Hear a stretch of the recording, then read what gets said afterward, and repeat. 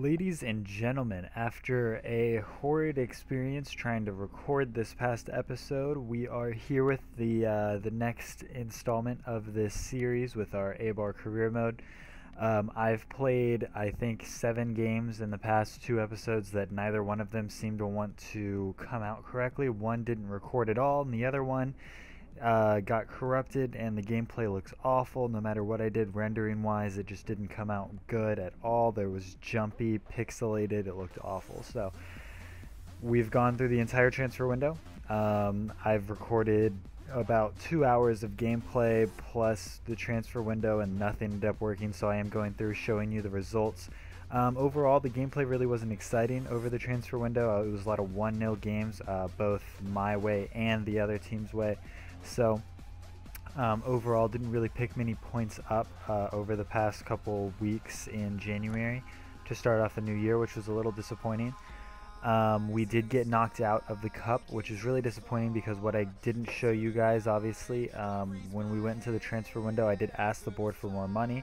They gave me $3 million more of money to spend, which I wasn't able to actually put towards anything, or I was rather able to put towards it, but one of the conditions to get more money was actually to progress further into the cup, which I wasn't able to do, so I'm a little worried about what the board's going to think about that. I do go into my successful negotiations over the window. We did lose our goalkeeper, which was a little disappointing, but we did go ahead and pick one up right there at the end. Dragowski is who we picked up, 71 rated goalkeeper. Looks to be pretty promising, so I am excited about that. We did pick up Ruben Neves on a 2-year loan, along with Gald on a 2-year loan. We let Eddie go on a 1-year loan. We picked up Iheanacho, Brown, and Villalba. Not the defender or right mid Villalba, but the center mid. A little less rating, but also has a potential of about 78, so I am excited to get him into the squad. Overall, it was a pretty successful window for me. I did lose one of my defenders and didn't actually recover from that and buy another defender. I was looking at trying to get a right back in and trying to get a center back in, but it just didn't end up working out for me, which has me a little worried.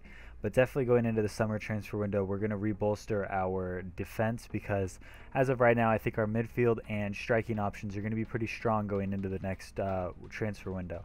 Obviously, it's looking pretty far down the road, but overall, like I said, a pretty successful window. I ended up coming out with about $3,500,000 left in transfer budget, which I actually do a little bit later on in this episode go ahead and put towards another scout, a youth scout. So hopefully we can get in some more youth talent. I went ahead and centered him in Spain so we can get some more Spanish talent coming in. Going into the first match of the episode, it's against Atletico Madrid.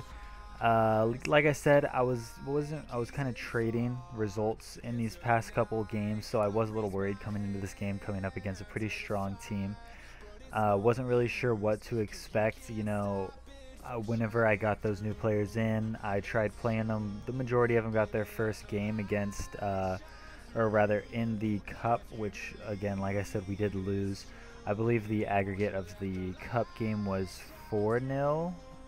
Which was really disappointing. But it is what it is. We move forward. You know, it obviously is going to give me a little bit more time to focus on the league and better my positioning and try to get a little extra money for the next transfer window and to go into next season.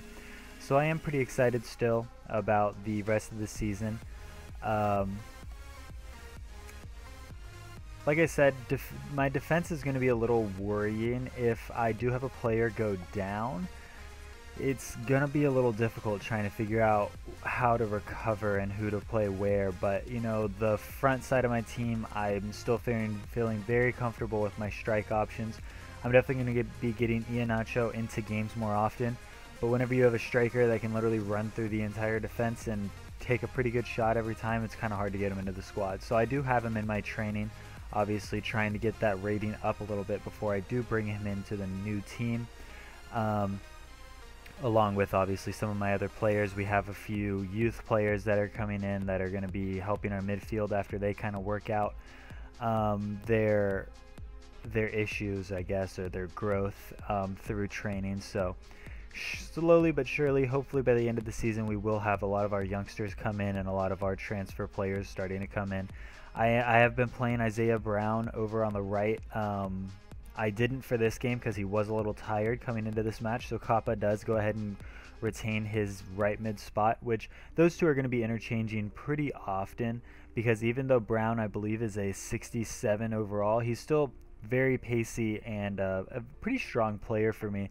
His dribbling's not up to par or where I would like it to be, so I'm kind of working on that a little bit. But overall, the pace he brings into the squad does help me out a lot, so it is going to be exciting getting him into the team. I don't think you guys missed any debut goals, at least that I can think of.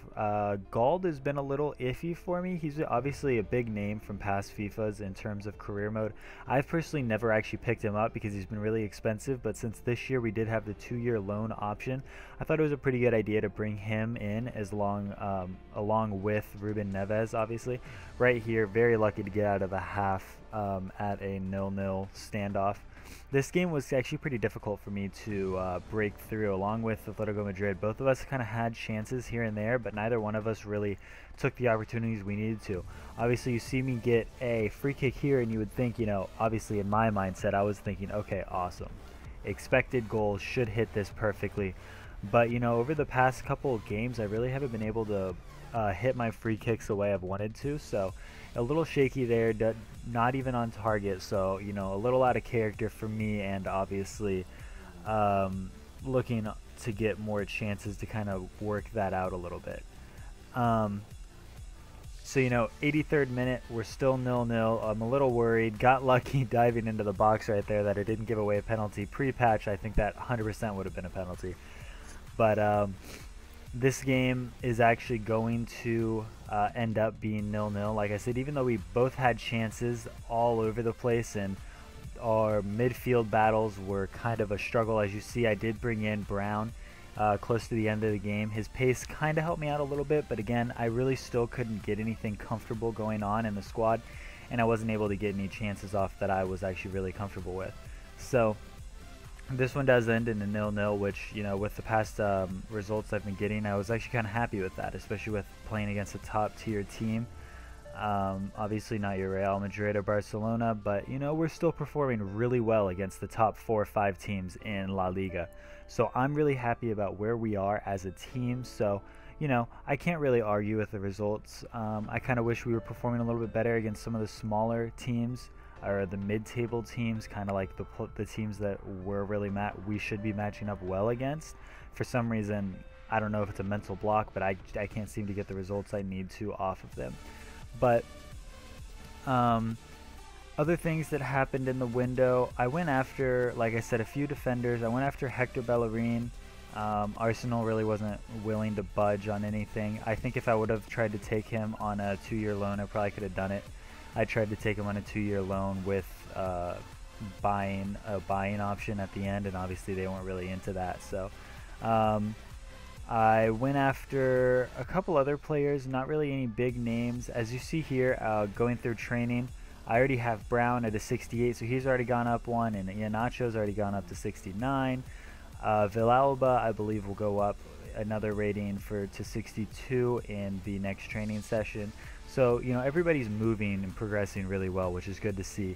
Like I said, Gald's really not working well for me, so I don't know how much I'm going to play him. Obviously, my center mid options aren't that great, and maybe I'll look for another one in the summer transfer window, because I believe we are going to be losing Verdi at the end of the season. Ruben Neves, fantastic player for me. Gonna have to definitely do a little bit more training with him just to get his rating up a little bit, because obviously we do have 2 stout center defensive mids already in our squad. He was kind of a player that I just wanted to play around with and get a feel for him and see if he was really going to work out in my team for future reference. Me using him for 2 years will definitely give me a good feel for it and a good backup without actually having to spend the money to get him, because I really don't know if he's going to be a permanent player for me. And obviously, after the 2-year loan, if I do get his rating up a lot, I'm probably not going to be able to get him unless I sell off somebody for a good bit of money. But at the end of the day, I think I'd be okay with that, because there are a lot of other center defensive mids and other options out there for me to get at a cheaper price that is also the same quality. So at the end of the day, I think Ruben Neves will be a really good 2-year loan for me. So not too worried about it. Obviously, we're in this Levante game. Feeling pretty confident coming into this game, to be honest. Like I said, maybe the results haven't been going my way too much, but after going 0-0 with Atletico Madrid, feeling a little confident. As you see, some of my players are still drifting a little more than I need them to, so I'm trying to play around a little bit with some of the shape and the organization of the squad, trying to make sure that everything is okay within the squad, because I feel like they're moving a little too much. I kind of want it to be more organized and not so much free form. Still really haven't found that happy median to get it to where I need to be. As you can see, pops up in the top left corner. We are one of the best defensive teams in the league, which I know is kind of ironic because I did say that I wanted to strengthen our defensive side of the pitch in the next transfer window, and I kind of failed to do that at this point, but that's also kind of why I didn't really focus on it. I think I needed to score a few more goals and hold the midfield a little bit better and have a little bit more possession, so I did focus on that a little bit more here in this transfer window. Not necessarily getting players that would be immediately put into the first team, but more so to kind of strengthen and add to the squad size of my team, because like I said, if I do end up getting a Europa League spot, I do need more players. They don't necessarily need to be the biggest names in the world right now, although I will probably be moving towards that. I'll probably be buying 1 or 2 players a transfer window and just spending my transfer budget bringing players in and trying not to sell anybody out, just to kind of strengthen the squad, get more players in, get stronger players in, and just overall make my team better one step at a time. You see, I go 1-0 up with that penalty in around the 20th minute. So at that point, 1-0 victory, hopefully under my belt. So I kind of sat back a little bit more, but I also wanted to push forward because I wanted to kind of make up for the goal difference issues that I had in the past few games. So, obviously my main goal, score as many goals as possible, try to win as big as possible, but as you see, after the first half, I didn't have another chance coming up until the 74th minute. I mean, I had a couple odd chances here and there that I maybe should have been able to do a little bit better with, but at the end of the day, like I said, I kind of sat back a little bit because I did just want a result. I did want to make sure that I was still as high in the table as possible, so winning as many games as possible. Yes, goal difference would be nice, but at the end of the day, the important part is the 3 points. So, after this game, I think we go up against Celta Vigo. So it was very important to get the 3 points here because I was pretty excited, I would say, actually, to play a smaller team like Celta Vigo. Not to put anything past them or make it sound like an easy challenge, but definitely easier than my past few games have been. So I would kind of obviously expected a result in that game. So at that point, I just felt like 3 points here would be really important because then I could just knock out 6 points real quick and climb right back up to the table where I should be. Right here in the 90th minute, though, we do get a reflection off our keeper. This is really the first hiccup I've had with my keeper, but I'm still really impressed with him, and I think he's going to be a really good, really strong keeper for the squad. So I was happy with the buy that I made, but the game is going to end in a 1-1 draw. So, like I said, wanted to come out of this episode with more points than I think I will. Getting that draw against Atletico Madrid and then getting another draw here against Levante. Still pretty confident going into the Celta Vigo game that I will win. So not too worried, but I did obviously want to try to get at least 7 points, and if not 9 points out of this episode, but it looks after that game that I was only going to get to 5 points at the end of the episode. As you saw, our goalkeeper and also Villalba went up in rating, so that was really exciting to see. Villalba going to try to obviously get into the squad, but I will be doing a lot of training with him prior to, because I don't want to lessen the strength of my squad just to bring him in, because I do have better players in front of him. And but I mean, he was a good buy. I think I only spent about 600 or 700k on him, which, for a youth player, maybe Could have spent a little bit less, but since I did buy him straight out of Spain, obviously being in the same league, it is a little bit more difficult to buy youth players from the same league. It's just how it is. You don't want to strengthen your opponent, so I understood that. But coming into this game, right off the bat, I just wanted to push as hard as I could, try to get as many goals as possible to kind of make up for the fact that it did tie the last 2 games, draw the last 2 games. So, you know, right out of the gates, I almost scored a goal, and here in the 11th minute, I push it out to Kappa and go ahead and get an early lead. And, you know, really happy to see that. One big point, Kappa getting back in the goals. It's been so long, I feel like, since I've actually been able to get him into the goals. He's been a little iffy for me this year and has me a little bit worried, and main reason why I went out and got Isaiah Brown. So it was good to see that Kappa kind of got more life into him with that signing. Now, I did say that I thought this game was going to be a really easy win for me, and, you know, after scoring that goal in the 12th minute, or 11th or 12th minute, I was still feeling that way. I was feeling really confident, but, you know, they were pushing back on me a lot, which may honestly be because of how much or how high I pushed up on the pitch, because as you can see, I was still able to counterattack pretty well.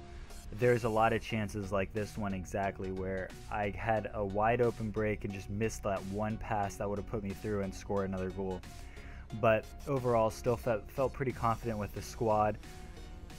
Inui has been fantastic for me, so, you know, I didn't even look at left mid whenever I was going through the transfer window. There were a couple players that came up and opportunities that I could have really taken advantage of, but I just didn't really feel it was necessary at this point. I had other positions that I wanted to strengthen before I looked back at some of the players some of the positions I already had strong players in. So I don't know if I actually get Iheanacho in this episode, but you definitely will be seeing him more in the future. Obviously, he's a big highlight for a lot of YouTubers to be picking up, and for me, I never really wanted to. I've never played FIFA like that. I've never gone after a player that everyone else has gone after. Like I said, this is the first year that I picked up Ryan Gauld. I usually try to find players on my own. I usually don't use Foothead or anything like that. Iheanacho, really hard to pass up though. He's so cheap, and he's just a really good player coming out of Man City, and Man City just doesn't appreciate the youth players. So, you know, even if everyone else is using him, there's a reason everyone else is using him. And whenever you're playing as a smaller squad, you definitely have to hop on those chances the second you see them. So even though he is a little bit lesser of a rank, I think I can get him up pretty healthily before the end of the season. As you can see here, I was playing brilliant football, just passing the ball around. Escalante always seems to find his way into beautiful passing routes, and just always gets these beautiful goals where he can just slot it past the keeper. As you actually trying to think if you guys missed the goal that I'm thinking of, but there was like a triangle pass, almost like a Barcelona passing situation, where he actually got the ball literally right in front of the goal and was able to shoot it across the goal to the on the other side of the keeper. So he's been working really well for me, and I'm really glad that he's in the squad. A really good second center defensive mid playing next to Danny Garcia. Not really sure how I want to keep my lineup working in the next few seasons, if I do want to stick with 2 center defensive mids and a center attacking mid, or if I want to kind of bring them up a little bit and put a center defensive mid with a holding midfielder. So we'll kind of see. I kind of want to get a more creative midfielder like Escalante's been playing. I think I can find somebody like Ruben Neves, you know, sliding him in there. He's a little bit creative in the box and has really good long shots. So it's definitely going to give me a good option to put next to Danny Garcia, who arguably plays kind of the same way. They're just really creative center defensive mids who aren't too afraid of getting forward, but also know when to stay back. Really, I was really irritated actually that I didn't get that goal right there, but at the end of the day, end of the game, all my players were really tired, so I'll take the 3-0 win. Coming up in the next episodes, you know, we're just going to keep working forward. Hopefully no more recording hiccups, but until then, I'll see you guys later.